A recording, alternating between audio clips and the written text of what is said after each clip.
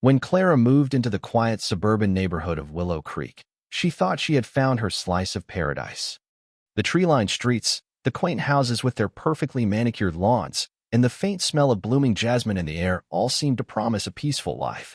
Clara, a freelance graphic designer, had always dreamed of a place where she could work in tranquility, grow her own coffee beans, and enjoy the simple pleasures of life. Little did she know, her dream was about to be shattered by one woman, Margaret Hargrove. Margaret was the self-proclaimed queen of Willow Creek. A retired real estate agent with too much time on her hands, she had appointed herself the neighborhood's unofficial enforcer of rules. From the height of grass to the color of mailboxes, Margaret had an opinion on everything. She was the kind of person who would knock on your door at 7 a.m. to complain about the noise your garbage truck made the night before. Her neighbors tolerated her, but no one liked her. Clara, however, was about to become her newest target. Clara had always been passionate about coffee. Not the generic, store-bought kind, but the real deal, artisanal, hand-picked, and roasted to perfection. She had even started growing her own coffee trees in her backyard, a hobby that brought her immense joy. Every morning, she would sit on her balcony, sipping her freshly brewed coffee, and watch the sunrise. It was her sacred ritual, her moment of peace. But one morning, Clara noticed something strange. The amount of coffee beans she had left drying on the balcony seemed smaller than usual. At first, she dismissed it as a mistake. Maybe she had miscounted. But as the days went by, the beans continued to disappear. Small handfuls at first, then larger quantities. Clara was baffled. Who would steal coffee beans? The answer came one fateful morning. Clara was in her kitchen, enjoying her breakfast, when she saw a shadow move across her backyard. She froze. There, crouched next to her sacks of coffee beans, was Margaret. The woman was stuffing handfuls of beans into a cloth bag, her movements calm and deliberate, as if she were picking apples in a public orchard. When Margaret noticed Clara watching her, she simply waved, as if to say, "No big deal," and walked away. Clara was furious. Not only had Margaret stolen her coffee, but she had done so with such audacity, as if she had every right to take what wasn't hers. Clara's patience had run out. She wasn't going to confront Margaret directly. No, that would be too easy. Instead, she decided to teach her a lesson she would never forget. Clara's plan was simple but effective. She knew Margaret would return for more coffee, so she prepared a special batch just for her. Clara went to her pantry and pulled out a jar of cayenne pepper powder. For those who don't know, cayenne pepper is no joke. A pinch can turn any dish into a fiery inferno. Clara mixed a generous amount of the powder into a small batch of ground coffee, careful not to leave any visible traces. She then left the tainted coffee in the usual spot, waiting for Margaret to take the bait. The next morning, Clara woke up early and positioned herself on the balcony, her real coffee in hand. Sure enough, Margaret arrived, her hair perfectly coiffed, her outfit casual yet elegant, as if she were on a morning stroll. She entered Clara's yard without hesitation, grabbed a handful of the tainted coffee, and walked away, completely unaware of the fiery surprise that awaited her. It didn't take long for the chaos to begin. Clara was sipping her coffee when she heard the first scream. It was a strangled sound, a mix of choking and horror. Then came the sounds of rushing footsteps, furniture being knocked over, and finally, a loud thud. Clara couldn't help but smile. The coffee had hit. Margaret burst out of her house, her face red, her eyes wide with panic. She was coughing, choking, and shaking her head frantically, as if trying to escape the sensation of having ingested liquid fire. In a desperate attempt to cool down, she ran to the garden hose, turned it on full blast, and shoved her face into the water. Clara nearly choked on her coffee from laughing so hard. The neighborhood was in shock. People stopped to stare, some pretending not to see, but no one asked any questions. After all, no one liked Margaret. She stood there for a while, soaking wet and panting, before finally retreating back into her house. Clara raised her mug in a silent toast, savoring the sweet taste of victory. Clara thought the lesson would be enough to deter Margaret, but she was wrong. A few days after the cayenne incident, Clara woke up to the smell of something burning.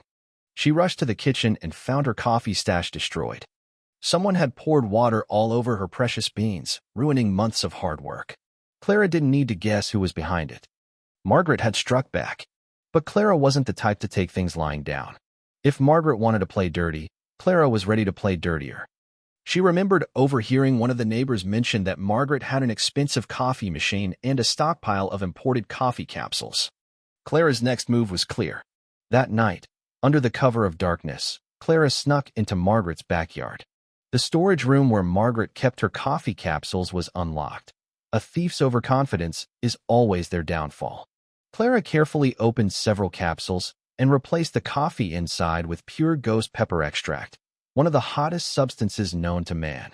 She resealed the capsules and left everything exactly as she found it. The next morning, chaos erupted once again. Clara was enjoying her coffee when she heard a blood-curdling scream. She looked out the window to see Margaret running out of her house, her face red and sweating profusely. She stumbled, grabbed her throat, and tried to spit out the coffee, but it was too late. The ghost pepper had taken full effect.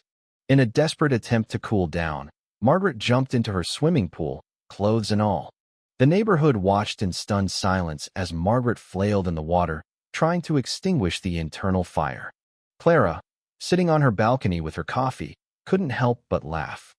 The look on Margaret's face when she finally emerged from the pool was priceless. She was soaked, furious, and utterly defeated. Clara thought the war was over, but Margaret wasn't done yet.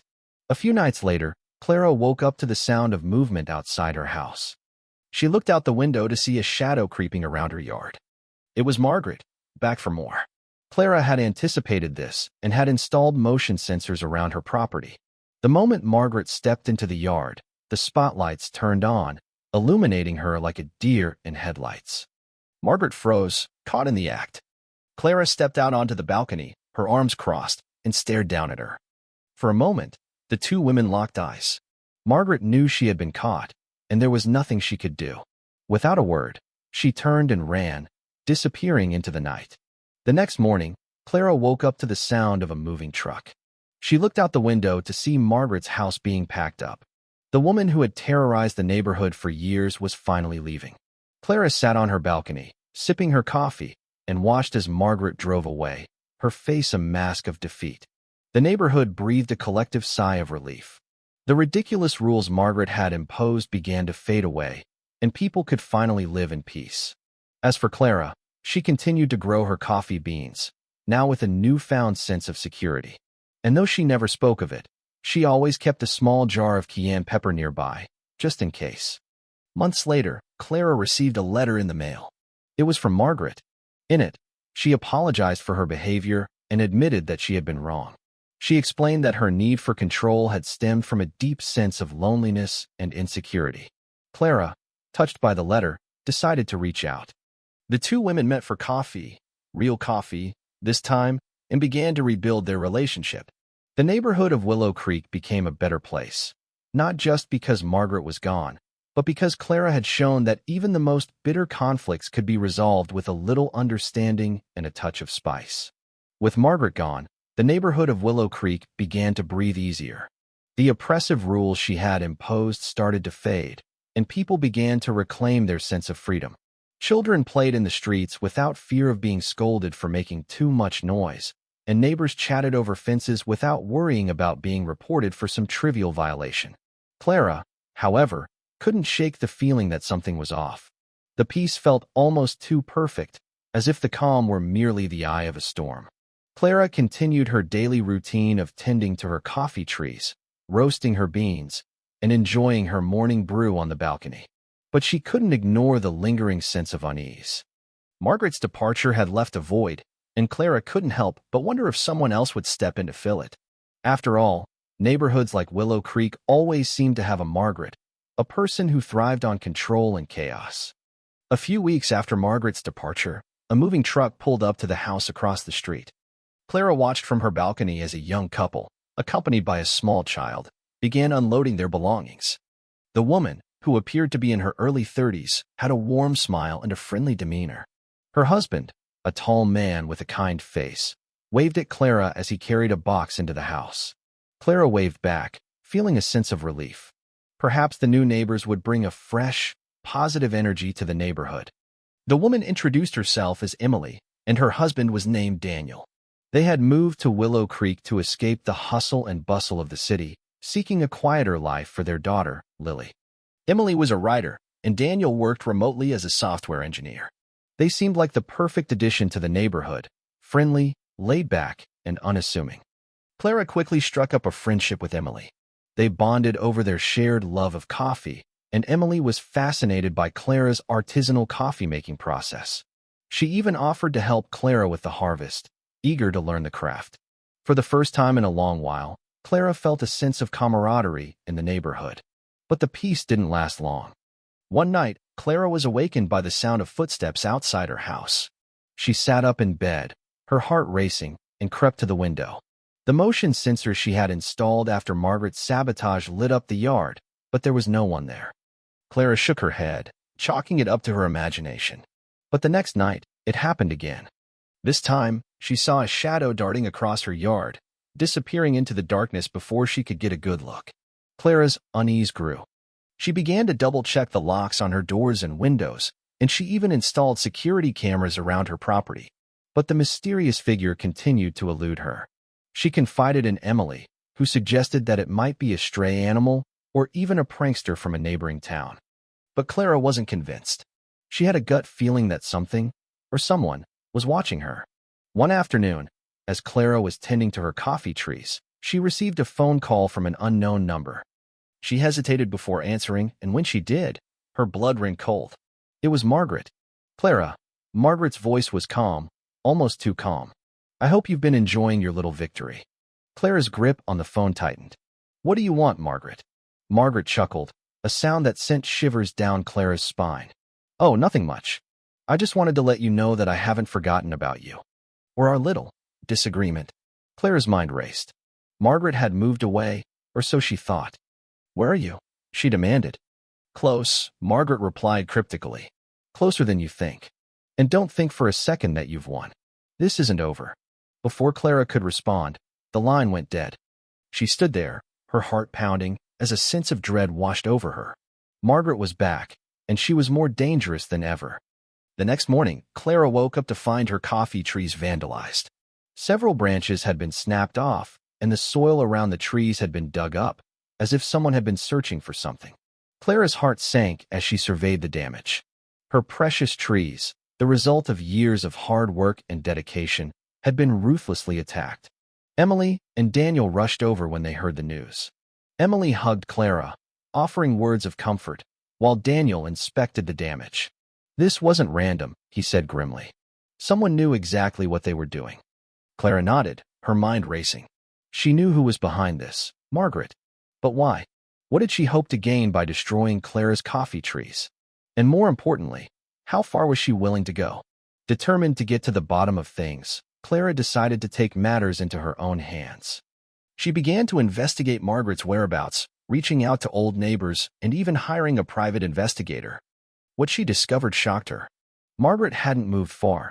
She was living in a small town just a few miles away. And she hadn't been idle.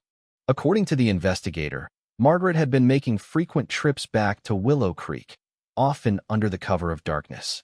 Clara's suspicions were confirmed when she reviewed the footage from her security cameras.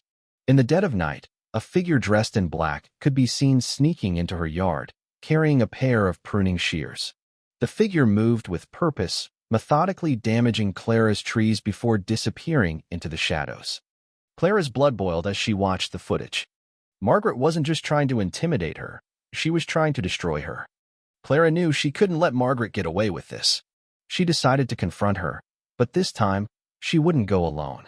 She enlisted the help of Emily and Daniel, who were more than willing to stand by her side. Together, they drove to Margaret's new home, a small, unassuming house on the outskirts of town. Margaret answered the door, her expression one of mild surprise. Clara, she said, her voice dripping with false sweetness. To what do I owe the pleasure? Clara didn't mince words. I know it was you, Margaret. I have proof. You've been sneaking into my yard, destroying my trees. Why? What do you want from me? Margaret's smile faded, replaced by a cold, calculating expression. What do I want? I want you to understand what it feels like to lose something you love. You humiliated me, Clara. You made me the laughingstock of the neighborhood. And now, it's your turn to suffer. Clara's fists clenched at her sides, but she forced herself to stay calm. "This ends now, Margaret. If you come near my property again, I'll call the police. And trust me, I have more than enough evidence to make sure you never set foot in Willow Creek again." Margaret's eyes narrowed, but she said nothing. Clara turned and walked away, Emily and Daniel following close behind. As they drove back to Willow Creek, Clara couldn't shake the feeling that this wasn't over. Margaret was a woman who thrived on control, and Clara had just taken that control away from her. What would she do next? The next few weeks were tense. Clara kept a close eye on her property, and the neighborhood rallied around her, offering their support. But Margaret was nowhere to be seen. It was as if she had vanished into thin air. Clara began to relax, thinking that perhaps Margaret had finally given up. But then, one night, Clara was awakened by the sound of breaking glass. She jumped out of bed and grabbed the baseball bat she kept by her door. As she crept downstairs, she saw a figure standing in her kitchen, silhouetted by the moonlight. It was Margaret. "You just couldn't leave well enough alone, could you?" Margaret hissed, her voice filled with venom. "You had to push me, Clara. You had to make this personal." Clara tightened her grip on the bat. "This was never about me, Margaret. This was always about you. Your need for control, your inability to let go. But it's over. You've lost." Margaret lunged at Clara, but Clara was ready. She swung the bat, hitting Margaret in the side and sending her sprawling to the floor. The sound of the struggle woke Emily and Daniel, who rushed over to help. Together, they restrained Margaret until the police arrived. With Margaret finally behind bars, the neighborhood of Willow Creek could truly begin to heal. Clara's coffee trees, though damaged, began to recover, and she found solace in the support of her friends and neighbors. Emily and Daniel became like family to her, and their daughter, Lily, brought a new sense of joy to the neighborhood. Clara continued to grow her coffee, but she also began to experiment with new blends, inspired by the challenges she had faced. She even started a small coffee shop in her backyard, where neighbors could gather and enjoy her creations. The shop became a symbol of resilience and community, a place where people could come together and share their stories. As for Margaret, she was sentenced to community service and mandatory counseling. Clara, in a gesture of forgiveness, sent her a bag of her finest coffee blend, along with a note that read, "Sometimes, the bitterest beans make the best brew." The neighborhood of Willow Creek had been through a lot, but in the end, they had emerged stronger. And Clara, with her unwavering spirit and love for coffee, had proven that even the darkest moments could lead to a brighter future. Thank you for taking the time to listen to today's story on Store of Good Stories. If this story touched your heart or made you think, don't forget to hit like and share the video to spread this positive message to more people. And if this is your first time here, make sure to subscribe and turn on the notification bell so you won't miss any of the meaningful stories we share every week. Your support is the biggest motivation for Store of Good Stories to keep bringing heartfelt and valuable stories to you. See you in the next video.